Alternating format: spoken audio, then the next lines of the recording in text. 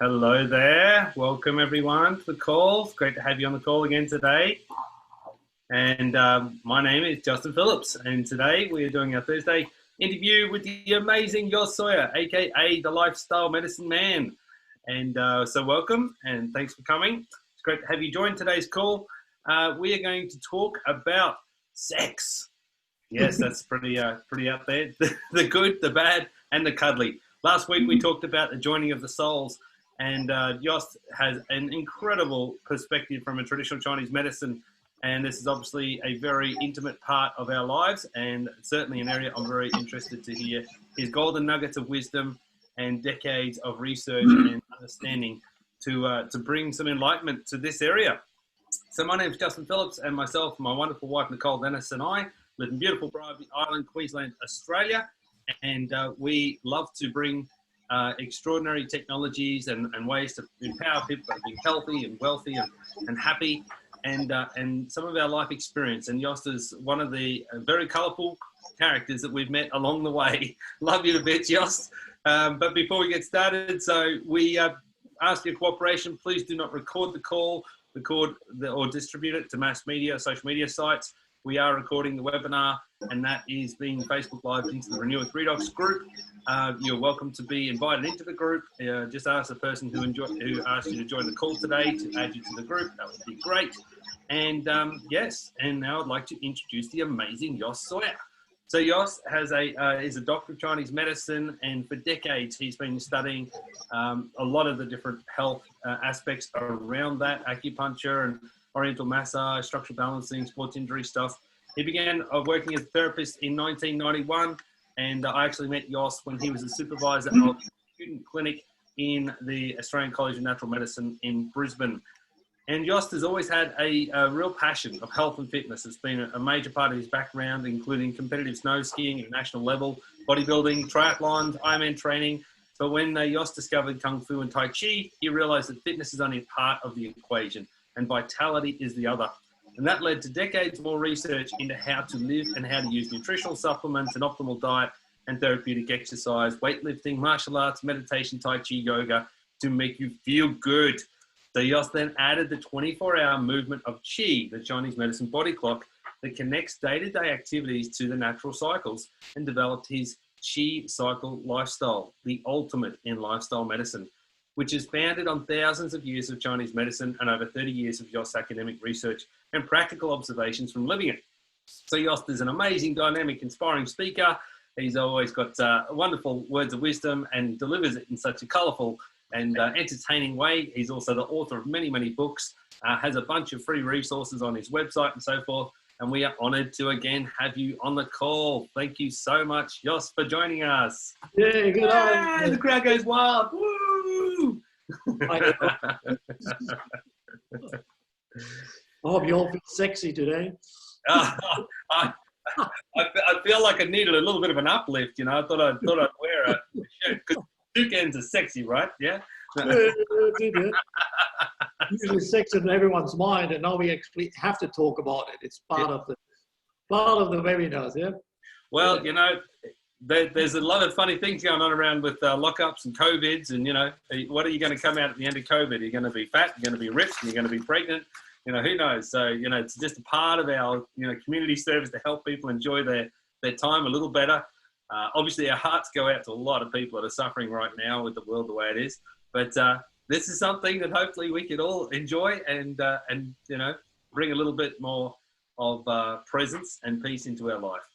So yeah. The good, the bad, the cuddly. That's a pretty cool title. Yeah, look, I mean, Chinese medicine has got lots to say about sex.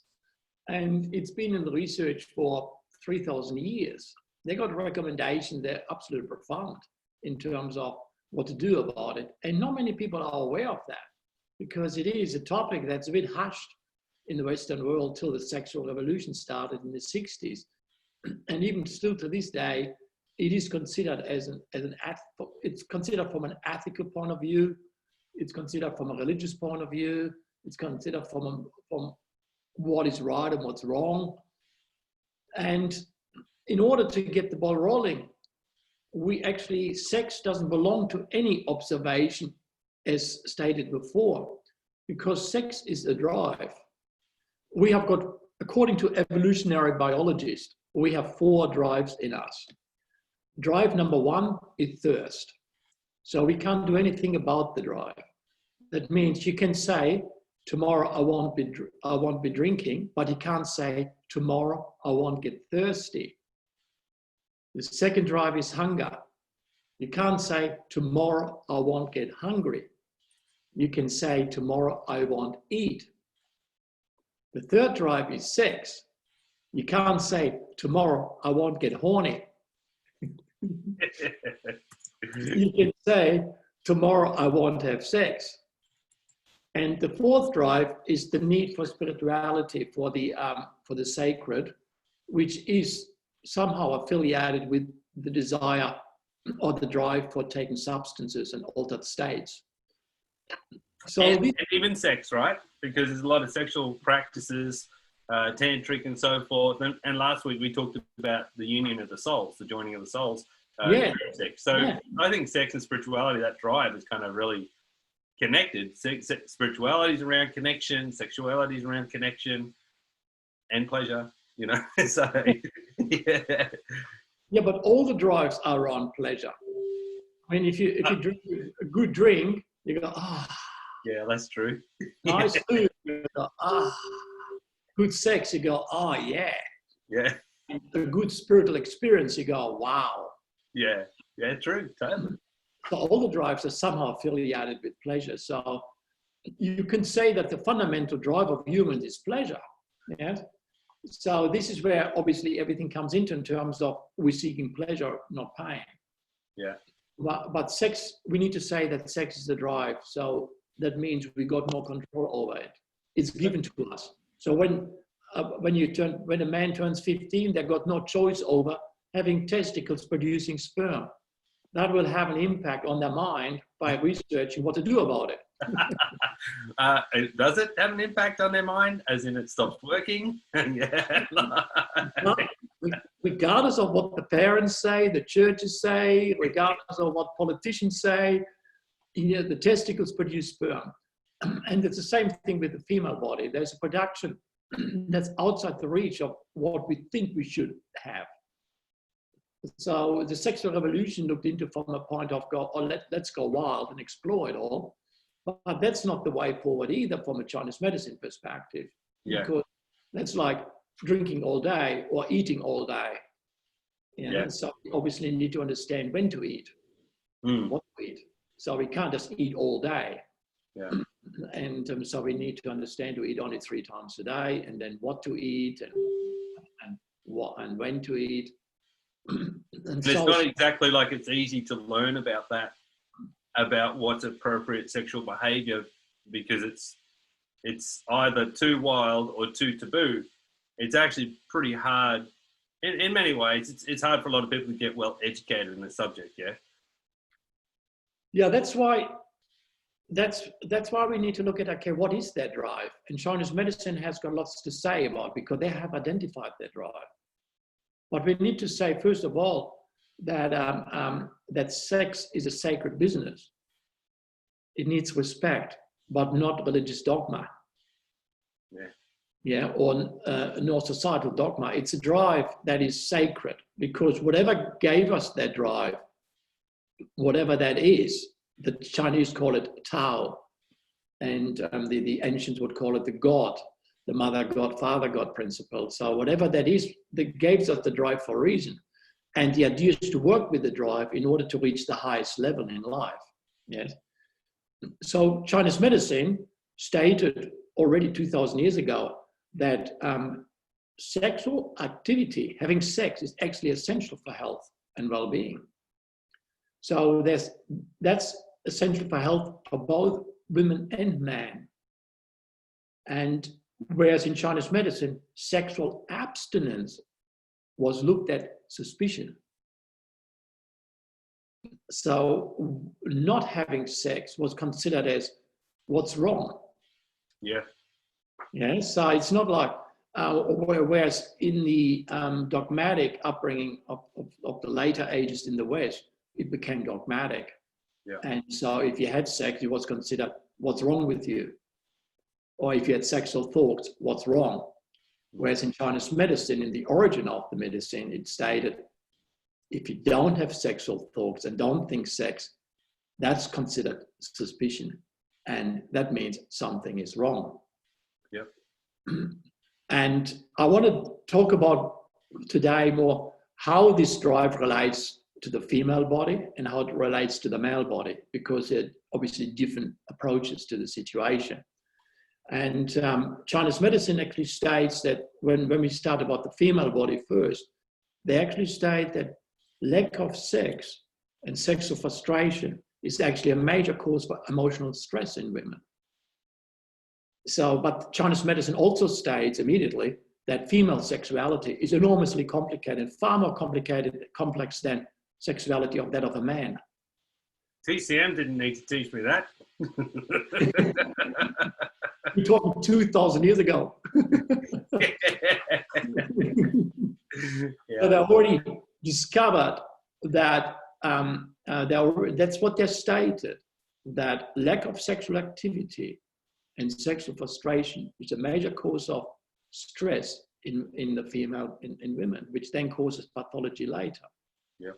So, but it's the game of yin and yang. So male sexuality, which is completely opposite of female sexuality. So the Chinese medicine states the man has to learn what that all means. So this is because the male sexuality is obvious. It's regulated by the sperm production in the testicles. I just want to get in there, romp and go on, move on. That's the crude form of sex. So whereas the female sexuality doesn't work that way. It's the other way around. So it operates via the mind, via pericardium and heart, and therefore needs a totally different approach. But it doesn't mean, from Chinese medicine, it says it wouldn't mean that women don't want sex. It's a different way of engaging with that sex drive. And if that sex drive is not followed up on, it will cause pathology and stress. So that means in Chinese medicine, which says the yang is obvious, that that means male sexuality is immediate. That means it's instant, but it's not approaching the yin aspect. So in Chinese medicine, the focus is on for the male to understand what that means and learn. So that was in the origins of the beginning of Chinese medicine, where males were educated in the yin and yang of sex.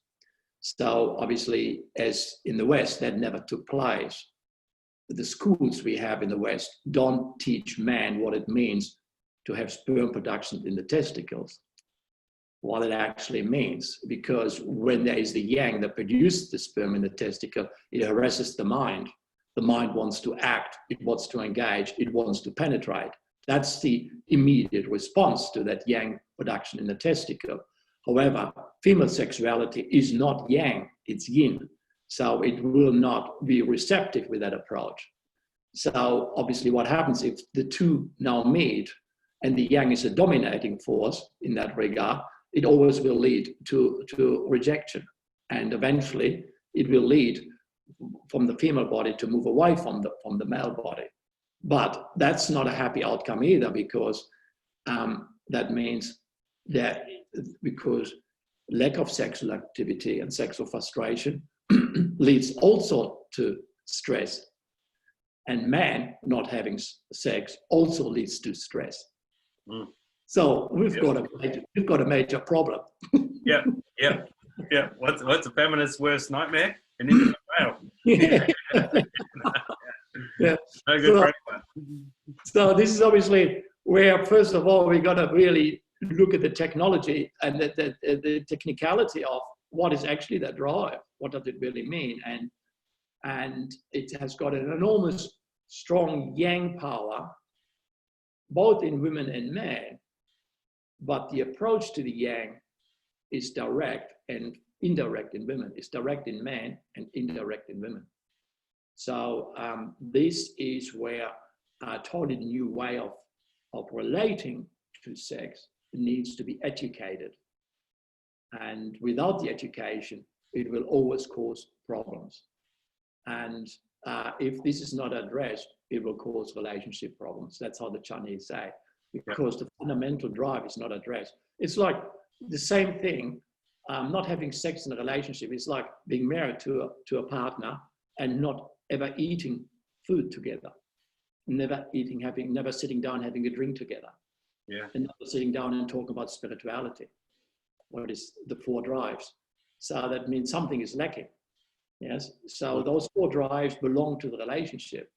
So the relationship can only function in according to Chinese medicine if those 4 drives are actually a domain of the relationship: the drinking, the eating, the sex, and the spirituality.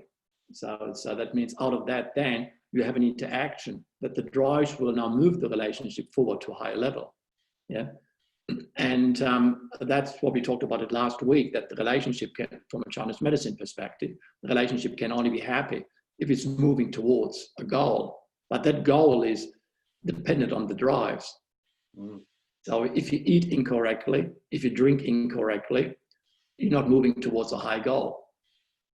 So if one partner doesn't eat water and drinks wine all day, the other partner drinks coffee all day, and then one partner only eats fast food and the other partner goes on fasting all the time, you got problems. The drives aren't meeting. So that's why we need to merge the drives via food and drink. But that means also they need to meet via sex. So this is where the education is coming into, because we need to learn about what to drink, we need to learn about what to eat, and we need to learn about what is sex. Yeah. And just for anyone that's like hasn't seen last week's, when we talked much more about relationship, please go and watch that video as well. That's in the group, because that was really interesting when we briefly went over about we went into depth about the evolution of relationship as well. How originally it was really for survival, procreation, and then it sort of moved into more survival, then procreation, and then now we're into an era of pleasure, and we're looking to be to take our relationships to have more fulfillment in life. And that there is a parallel with sex in there as well. Originally it was much more survival, but now many of us are blessed to live a life where we can be a lot more experimental. So when it comes to, as we talked about last week, the 4 categories that shape a happy relationship is the ability of the individuals, of the individual partner, to calm the mind, to calm the emotions, to have a functional digestive tract, which then leads to the ability to reduce stress, and therefore being clear about yourself and your energetic patterns. So if you have those 5 categories in place, that means you can calm your mind, you calm the emotions, your digestive tract as a result of that is fully functional. That means you are able to reduce stress. You got pretty much like everything given to have a nice sexual relationship waiting for you. Yeah, great foundation, yeah. Yeah, because when you can see what is actually the problem, why we don't, in relationships, why does sex suffer? It's usually because the inability to calm the mind. For example, men have got the obvious intermediate yang. That means men tend to be reactive in a relationship, immediately like burst out, why is this, blah, blah, blah, like that, go more to the aggressive point because the yang is the aggressor.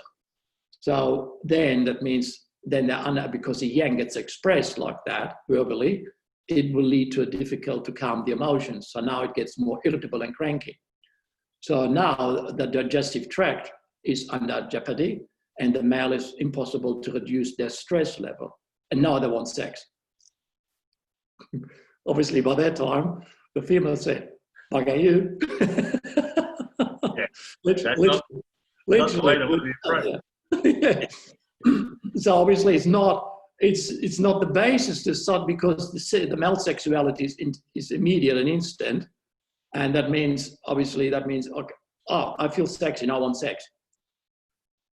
But the mind wasn't calm, the emotions wasn't calm, and the digestive tract is not in order, therefore the stress is not reduced, and suddenly the immediate response to instant engagement with sex will not have a meeting ground in the female sexuality, because it's the other way around. Yes. So that's where the male, obviously, in order to have a healthy, happy sexual relationship, men need to know how to calm their mind, how to calm the emotion, how to have a full functioning digestive tract, the ability to reduce their stress, and then being completely clear about themselves and their energetic patterns. Because that's where the fifth aspect comes into the sex, where the male has to be fully aware about who they are in terms of their relationship, in terms of their energetics, so that they can express their true nature in sex. Yeah. So that's where the sacred ground is coming together, that the male expresses the true nature, the female expresses their true nature. So that means both can meet on common ground. Yeah. Yeah, that's what they're saying. You know, confidence and clarity is really sexy. It's really attractive. Yeah. The person knows who they are. That's why in Chinese medicine, sex is important, because then the person who engages with sex will then discover who they are. They understand, I've got that drive here, I've got the passion for this, I've got the passion for that. And it will reveal, because you're not using your mind. We don't use our mind when we have sex. We're not taking a book with us and say, okay, I'm going to move my left shoulder up 3 inches and my left leg to that side, and then I can enter. It doesn't work like that. How to make love is already within us. We can't learn that. It's once we engage, once the drive takes over, it really have its expression, and the expression will be discovered. Yeah. But in order for the pure discovery, it needs to have those 5 categories ideally in place. So because in Chinese medicine, we look at sex as a longevity. We won't have sex when we're 80 years of age. We want sex when we're 90. We want sex with our partner all the time, in accord with what the healthy rhythm is, which I'll talk later a little bit about. But that requires to understand the ability of how to calm the mind, to calm the emotion, etc. So that's obviously all what we talked about last week in the webinar. But this applies also obviously for the female body, because for the female body to actually be able to receive the sexual drive and then to be directed in the right direction, once again, it also requires to calm the mind, to calm the emotion, which then benefits digestion, which means if the digestive tract is in order, that means I'm actually able to reduce my stress. Once I'm able to reduce my stress, I can become clear about who I am. And that means if I'm clear about who I am, I discover myself within my drives. And that because in Chinese medicine, it is said, every one of us is a sexual being. So it's the same as going to the streets and say, do you think about drinking sometimes? Do you think about eating food sometimes? Of course, everyone drinks and eats. That means everyone is in fact sexual. It's the same thing. It's exactly because there are connected drives. And having the 4 categories in place first, which leads to the ability to reduce stress, we're becoming clear about who we are. And then we discover the drives. The drive, the sex drive, and the 4th drive, the spirituality, they're the most difficult ones to work with, because they're not the obvious ones. And that's why we need the discovery phase of it. But in order to enter this discovery phase, we need the ability to calm the mind, calm the emotions, etc. So this is where we are all in the same boat, but a totally opposite reversal approach to meeting. We all are exactly, men and women, we're all in the same boat. We all need sex, we all love sex, we all need sex for health and vitality, but it works in completely opposite way to meet. One is via yin, the one is via yang. And interesting, when I discuss it with gay people, they exactly got the same situation. Yeah. So one partner is the yin part, the other partner is the yang part. So it doesn't matter if it's heterosexual or homosexual or bisexual, it doesn't matter. It is always one yin and one yang. Gays have got the same problem that relationships of heterosexual nature have, of that. the partner which takes on the yin role needs a different approach to sexuality than the partner who takes on the yang role. And that's driven once again by the inner makeup of the inner clarity. Okay, so then in Chinese medicine, to take it further, in order to have sexual desire depends on kidney. Or what we in Chinese medicine say, sexual desire or sexual appetite is regulated by the minister fire, which is the yang in the kidney. So when someone has healthy sexual appetite, it means your kidney is strong. Yeah. So if your kidney is strong, that means what happens is you have a natural sexual appetite. Yeah. So meaning what you see is the ability. I did something wrong here. Is the screen? Can you see me still, Justin? Yeah, I can see you. We can see you. All right. Okay. Because it had switched. Like suddenly there was some sort of totally different video on the screen. Some other entity coming in. So when kidney is healthy, we have our sexual appetite is healthy. When kidney is deficient, we don't have sexual appetite. So as we stated before, in Chinese medicine, sexual activity is essential for health and well-being. If we have no interest in sex, it's either because of that the game between yin and yang in the relationship that's not understood, or because of the kidney deficient. They're the two things. There's only two reasons for not having sex. Yeah, and that's great because it gives a solution, or at least an avenue for people to work on that. Yes, so it's either operating, okay, we need to work via yin and yang and need to understand yin and yang, or we need to build our kidney chi. Yeah, and most people need to build their kidney chi. Yeah. Yes, and understand yin and yang also. So in most cases, it's a game of the two forces of yin and yang. Yeah, that's very yin and yang-ish, isn't it? So this is where Chinese medicine loves herbs, and building kidney chi is really like, in order to have healthy sexual appetite. In all my years working with people, sex always comes up as being a major issue. Very rarely there's a situation where it doesn't come up, but in most cases, even if it presents with such a disconnected pathology, sooner or later you bring it down to the sexual dynamic not in order. Yeah, and about 1,000 years ago, the Chinese doctors even made the connection between sexual frustration and breast cancer. And there are papers published by Chinese doctors of the contemporary times who still make the connection between breast cancer and sexual drive or sexual appetite not in harmony.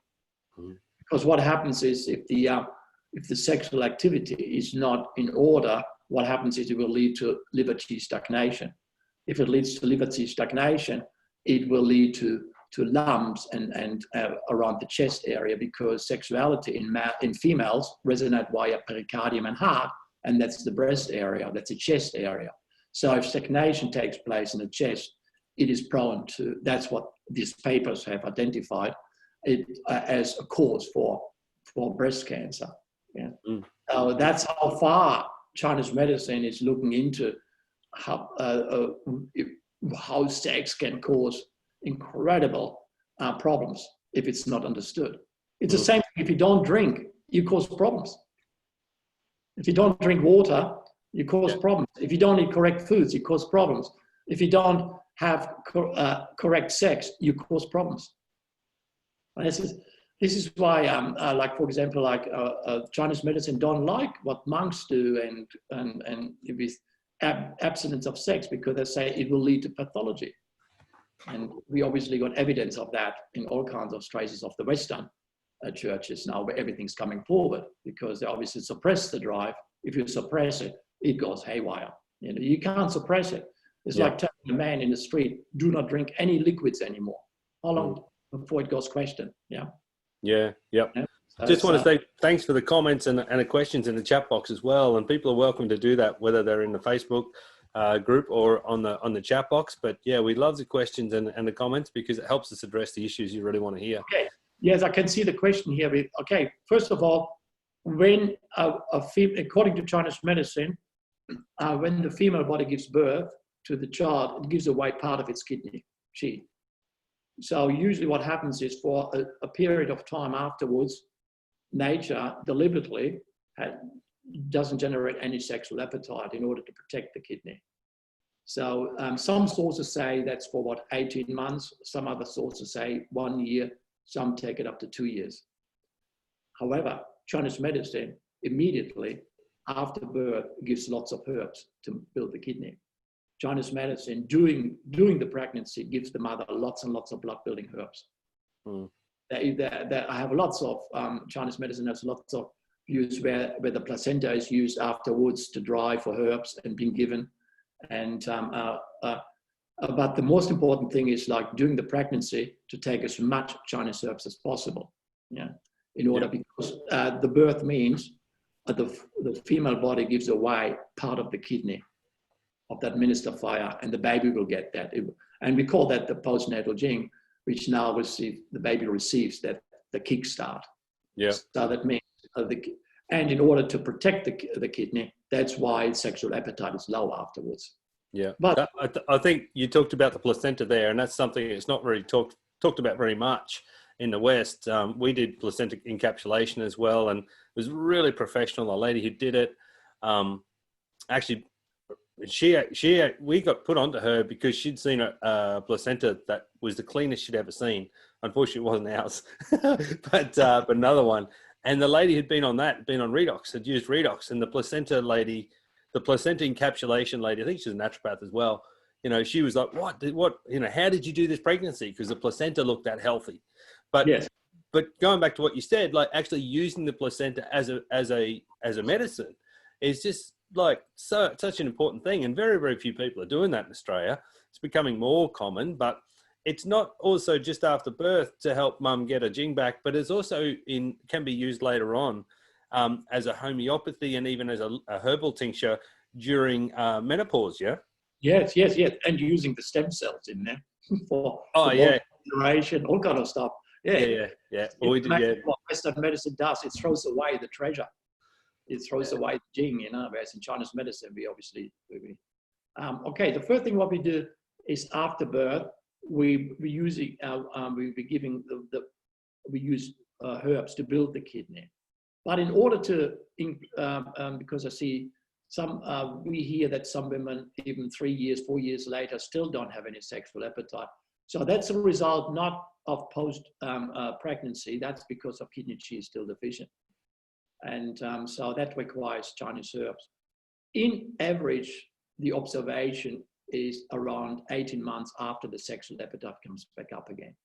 Mm-hmm. And some women go much earlier. So I've seen in clinic like after 3 months and 4 months, yeah. So other people 5 years later still not, yeah. So it is really individual in that regard, but it all comes down to after the initial repair of the kidney, there needs to be the herbs need to come in, yeah, in order to build that. Because if not, it will cause liver qi stagnation and heat development patterns, because lack of sexual activity can cause problems. So we need to be aware that it's essential. I want to show you some supplement that is the most profound supplement to build the kidney qi you can buy in every health food shop. And it's called Libido. Hey, there you go. Yeah, that's right. Love Fusion, great brand. Yeah, it's by Fusion. It's mind-boggling. It's absolutely. It's on the shelf. Most people don't even know how potent it is. I know people would take Viagra and don't get anything, and they take this stuff and holy mother, what is gone with me? Yeah, and it's fantastic. I forgot about that product. Yeah, it is good. It's like, yeah. Everyone should be on this. Everyone. All right. It's the reason why it's so powerful is because it's got the Chinese herb that really goes straight to that minister fire. Yeah, and one of them is obviously tribulus, but the most important one is obviously the honey goat weed, which is a Tibetan herb.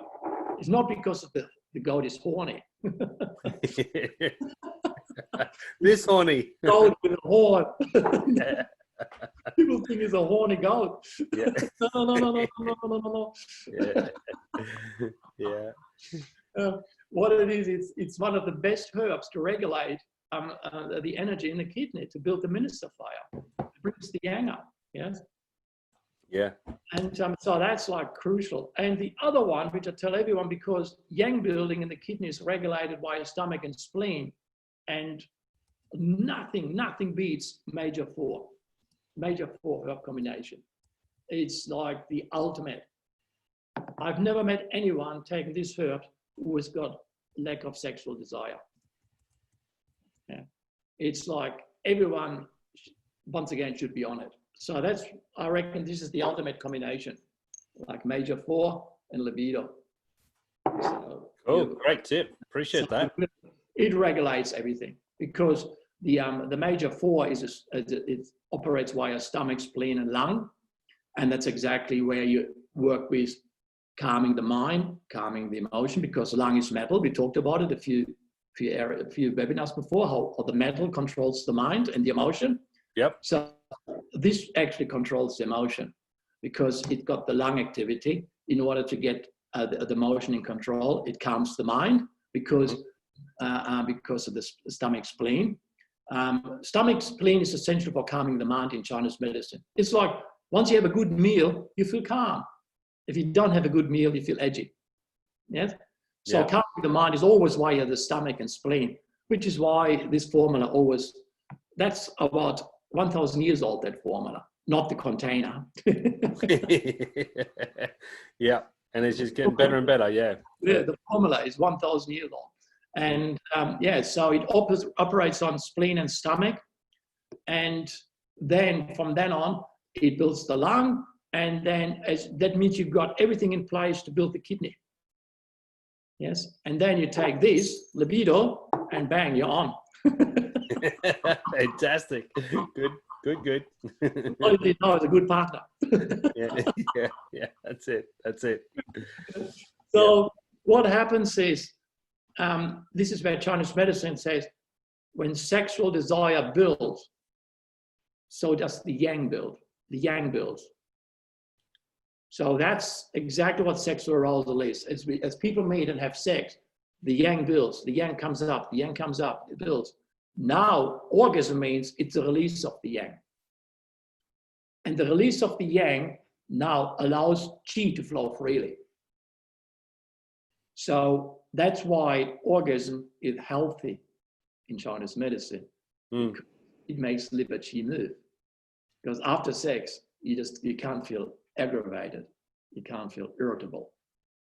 It's not possible. If it's a good, love, incredible sexual connection, afterwards you not sit there and feel irritable. It's because of liver qi moving. Yeah. So that's, but Chinese medicine also said that's under normal circumstances. Means if I abuse the sex in order to ejaculate or have an orgasm, that is not a normal circumstance. Now it can't move liver qi. So that's why forced sex never will make people happy. Yeah. Rape never will make people happy. Like porn stimulation never makes people happy because it's a forced stimulation. It's not releasing. It's not a beneficial release of the yang.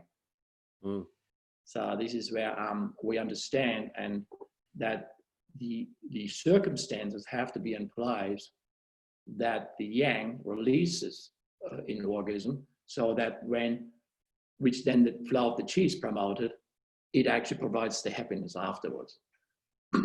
So that means in order to have a happy sexual outcome, you need to actually have a happy sexual relationship in the first place.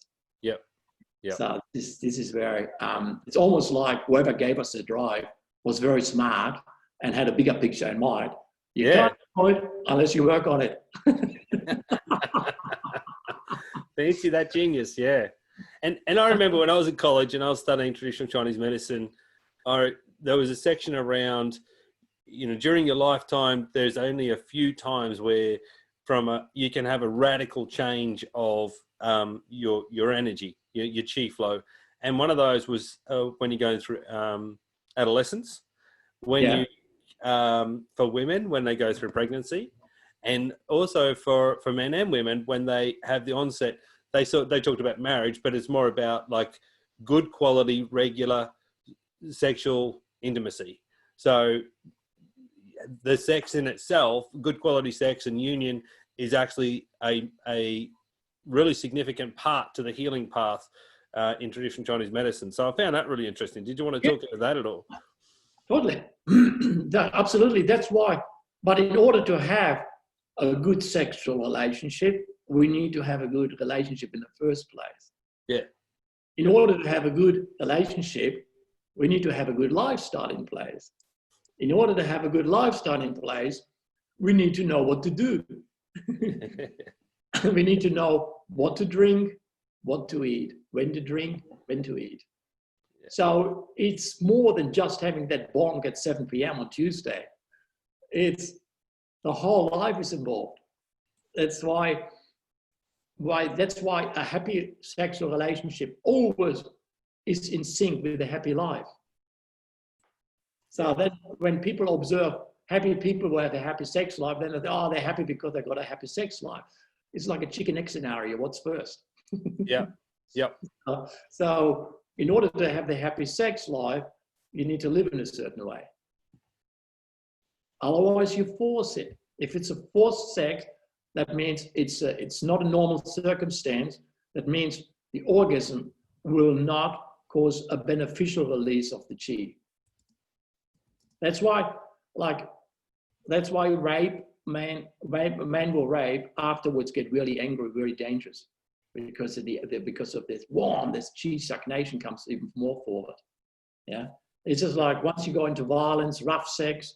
Like rough sex is a big thing now on the internet, and like this sort of using violence and all kind of other aggressive factor with it, it causes more stagnation, more aggression, and now it goes a downward spiral. It never will lead to a happy outcome. Yeah. Mm. So in order to stop that downward spiral of going further down into the darkness, we're gonna stop by looking at calming the mind, calm the emotions, aid digestion, and then obviously reduce stress. And then you have got clarity about who you are. And then you suddenly realize you don't need that. You've been doing. Like fetishes, sexual weird practices are usually a result of one of these 5 categories not in order. Mm-hmm. Yeah, and that's where Chinese medicine states, if you have those 5 categories in place, the calm mind, the calm emotion, the digestive tract, the ability to reduce stress, to see who you are energetically, you always will have a naturally happy, good sex life. You will not have interest in any weird fetishes. You have no interest in weird practices. It's usually very simple. Mm. But the reward is inner, and the reward is incredible. Mm. And whereas when it moves away by satisfying the unhealthy yang that's released, it makes the person more and more unhappy, and that means they need more outlandish practices, and eventually they move totally away from the source of it. And but that means they get very, very, very caught up in unhappiness and really crazy lifestyle. I've treated a lot of people in my time with this, because obviously that's this domain of drug addiction and sex addiction and all kind of. I've seen a lot of people like that, and I've never met anyone caught up in those practices who felt happy about their sex drive. Mm. Yeah, it's unfulfilling. Yeah. If I would be able to snip it off, I would. That's how many times I've heard that. Yeah. And yes, and I've treated a lot of sex addicts in my time, and with who in particular who needed like weird sexual practices to satisfy their need, And all of them returned. The ones I worked with and were followed up on the lifestyle, all returned to a happy, normal sex life. Yeah, cool. So that means if you desire to drink, if you desire to drink Coca-Cola straight on waking up and want to drink Coca-Cola all day, there's an imbalance in your body that craves it. So you can't tell the person stop the Coca-Cola. You've got to look at balancing the person by lifestyle, and then they will lose interest in drinking Coca-Cola. Yeah, AKA the lifestyle medicine man, right? Yeah. I put another link to your website in there with your book, The Clock on to Health, because that really is the foundation of it. It just sets it all in play. Diana had a question about, help me find a good relationship, please. I know your advice would be to read the book and to get the foundation in place. Yeah. Yeah. There's two. There was another question about diabetes and kidney. Yeah. So Reggie, thanks. To Diane with in the 70s. First thing with kidneys and diabetes, in Chinese medicine, diabetes directly affiliated with spleen and stomach, which means working on the digestive tract is essential to treat the diabetes, and which is then obviously also connected to kidney yang. So those herbs are essential. They actually, one of the application is actually diabetes. I've seen a lot of diabetes in my time, and that formula, the four major, bang, immediately targets the issue. Yeah, Chinese medicine's got lots to say about diabetes. Yeah. Also, Professor James Watson, Nobel Prize winner, he wrote an article in The Lancet in March 2014, which was type 2 diabetes as a redox deficiency disease. That he also mentions cancer, arthritis, Alzheimer's, and cardiovascular disease and diabetes type 2, all as redox deficiency diseases, which is pretty profound. And these days we have redox products that we can use. So, that's I totally believe that, because because as I said so many times before, redox is affiliated with spleen in Chinese medicine. It enhances spleen function, which enhances mitochondria. And you enhance spleen function, you reduce diabetes. That's how it is. That's how simple it is. Yeah. It's amazing. It's lifestyle. Diabetes is a lifestyle disease. Yes, it's a lifestyle disease. So if you need sugar, if you crave sugars, that means it's lifestyle that needs to be addressed, not to take the sugar away. Like I said so many times, I love good wine, I love good cake, but I let my body tell me when to eat. I don't use my mind to control it. I don't care about that side. If you follow the lifestyle, my body tells me when to stop drinking wine. My body tells me when it's time to eat good cake, and my body tells me, okay, 4 cakes is good today. Yeah. And then other days it doesn't want the cake. Yes. Yeah. So it always loves good wine. Because wine is good for the kidneys, by the way. So that's why obviously date nights always go with wine. They go very well with red wine, and because obviously the kidney connection in that regard. Okay, so when you're 70, this is where. There's another one about diabetes here. There's quite a few questions about diabetes. Maybe we should have a hot talk about diabetes, because that is. Yeah, we probably should, because it's a pretty big, it's an epidemic in its own right.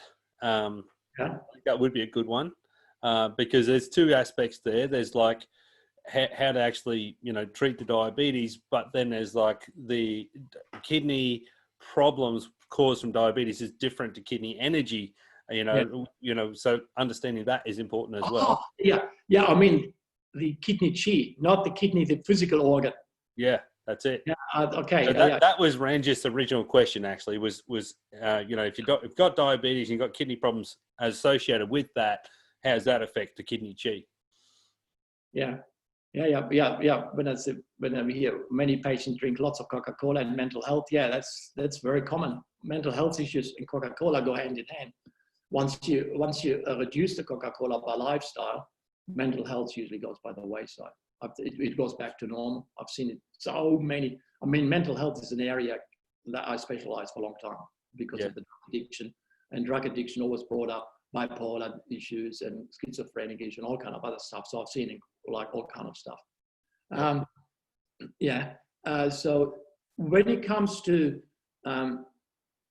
finding partners, obviously, I would look into those groups that, like a community group that actually teach yin and yang practices.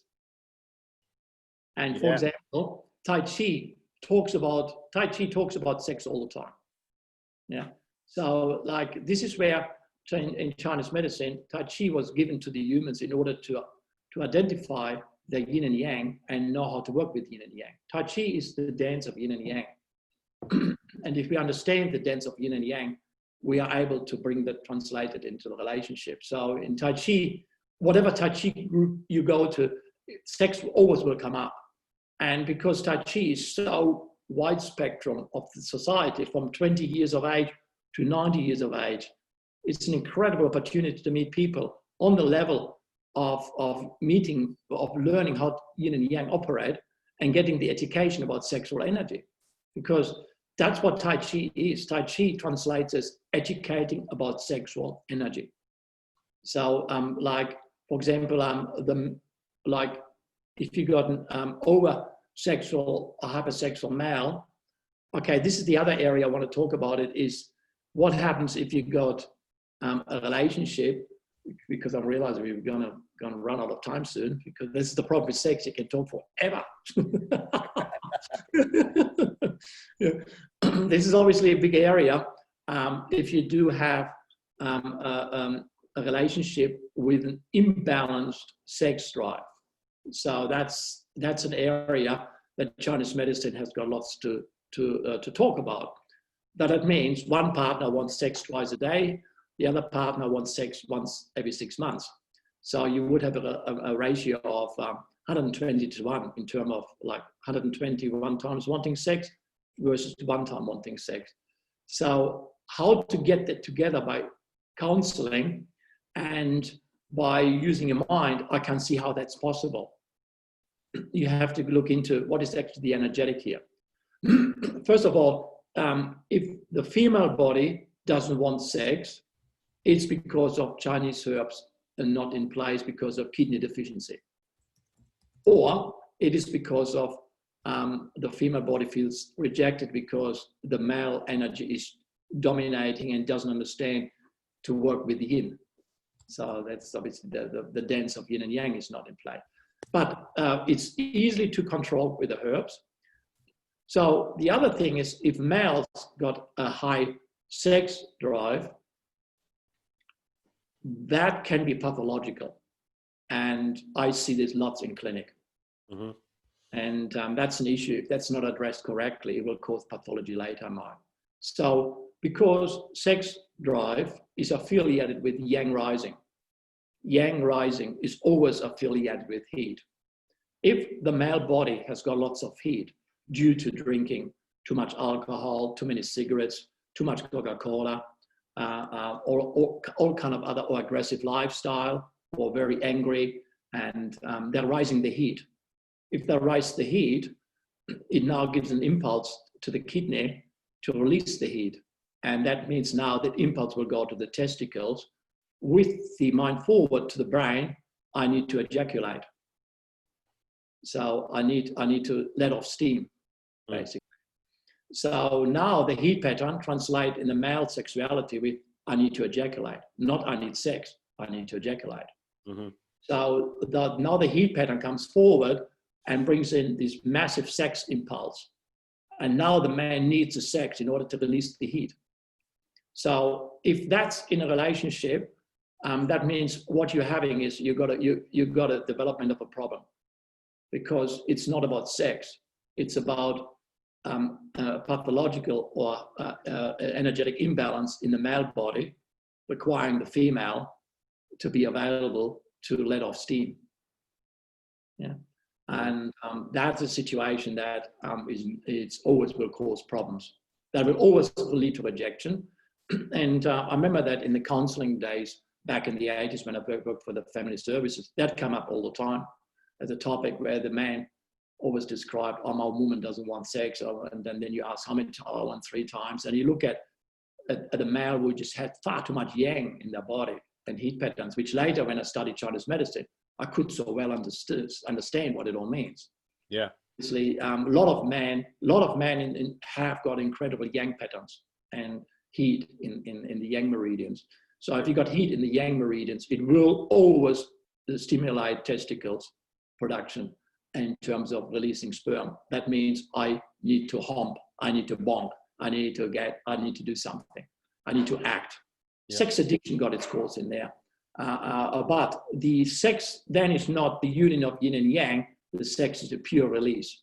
And now it's now, that means, which I said before, now that the circumstance is not normal to release the yang. Yeah. So now it's liver. If the male has sex because of the need to ejaculate, that means it will cause liver Qi stagnation and more heat afterwards. Now they need more sex. Yeah. So that's obviously, so now you got a vicious cycle, and that can cause all kind of relationship problems. Yeah. So you got to go back to the categories of relationships. So instead of trying to calm the an aggressive male in bed, you actually do it.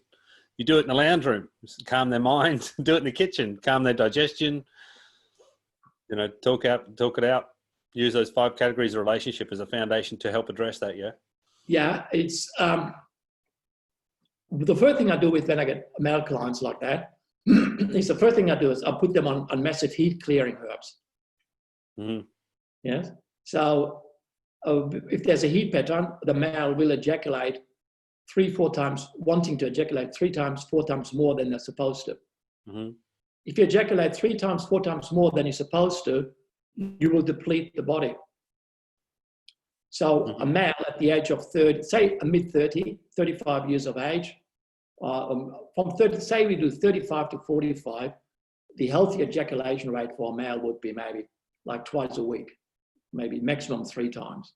And but keep it once a week in order to keep the qi flowing. So if it goes twice a day or 3 times a day because of the heat pattern, it will take away the jing, the minister fire, the kidney energy. And that then will lead to sexual weakness and dysfunctions later in life. And I see men like that in clinic on a regular basis. So now they're 55, 60, and they got erectile dysfunction. They get sexually aroused, but then the erection is half.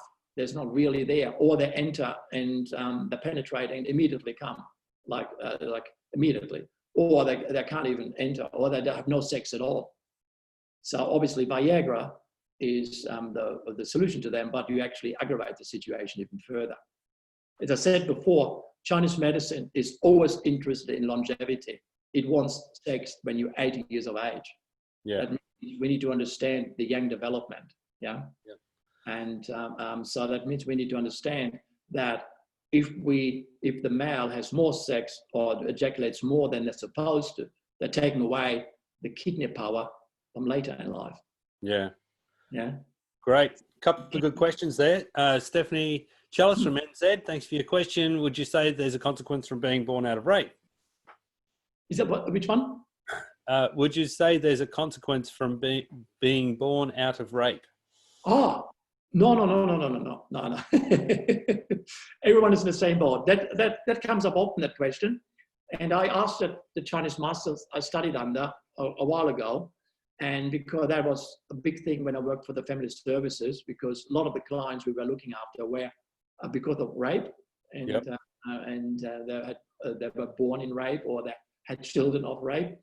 And no, they say, no, it had got nothing to do with that.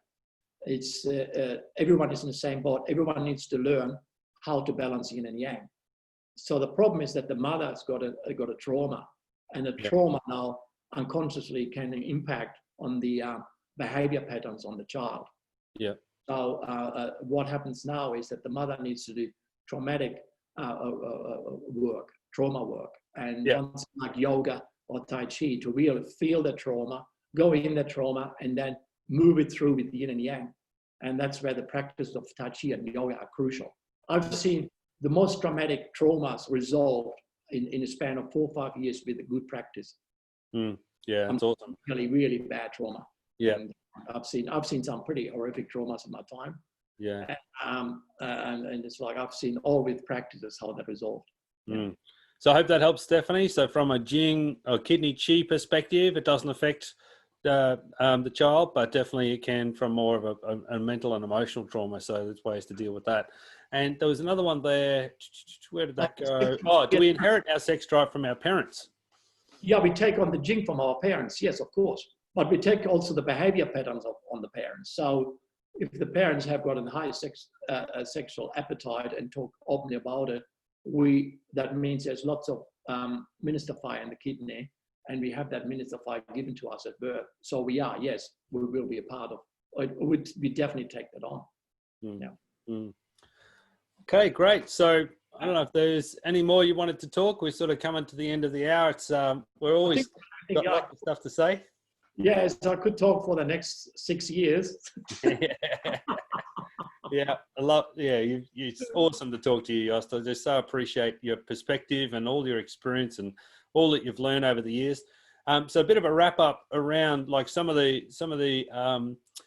tools and solutions for people that want to move forward is just really understanding that the natural desire and the natural drive of sex, along with thirst and hunger and spirituality, and then how to build that foundation in relationship, that the good, the healthy expression of sex, which is different from a male and a female. It needs that foundation of relationship. So please, if you haven't seen the previous interview on relationship with the 5 categories and how to get that right, please go back and have a look at that, which is in the group.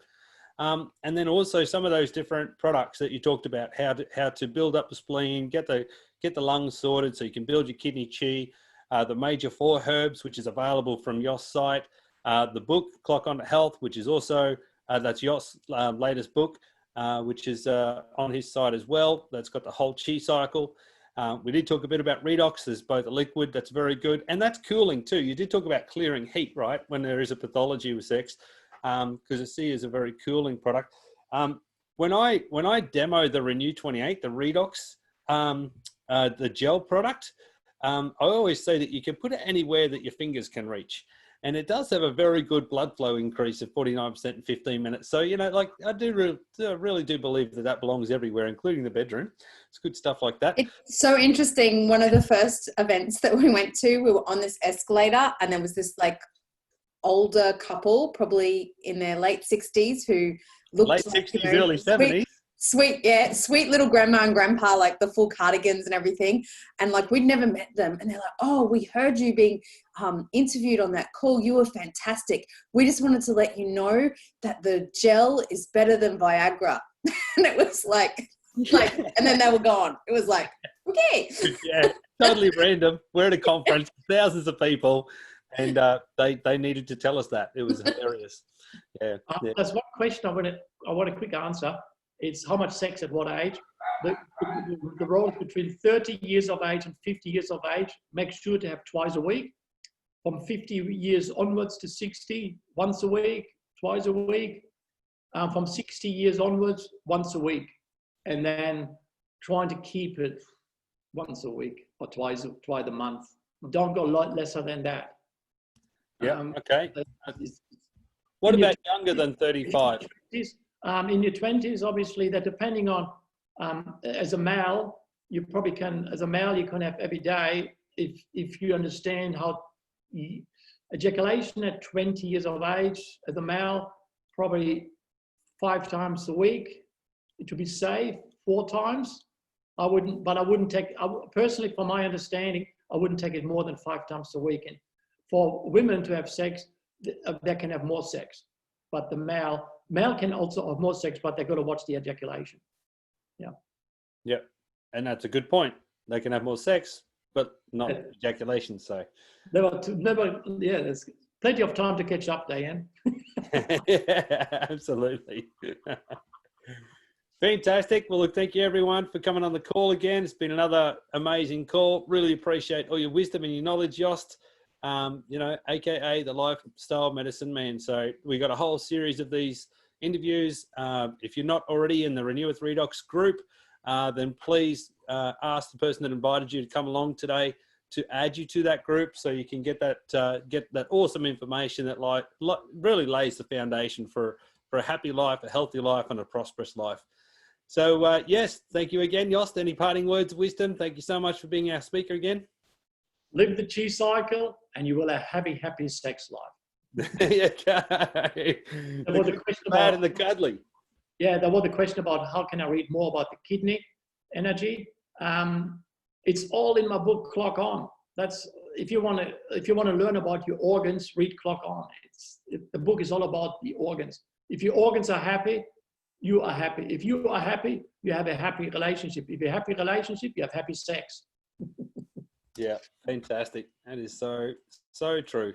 Good life, happy life makes all the difference. Yeah. Okay, so I'm going to stop the recording now. I've just had a couple of questions in there, which I'll just answer before I knock off. But thank you so much, Jost. Love your work, and we'll catch you again next week.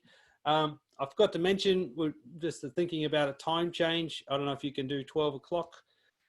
Anyway, so just check the invites for the exact time next week. It's been 10 o'clock Brisbane time every week thus far, but yeah, just with COVID and lunch hours, we'll just have a look at that clock, the time.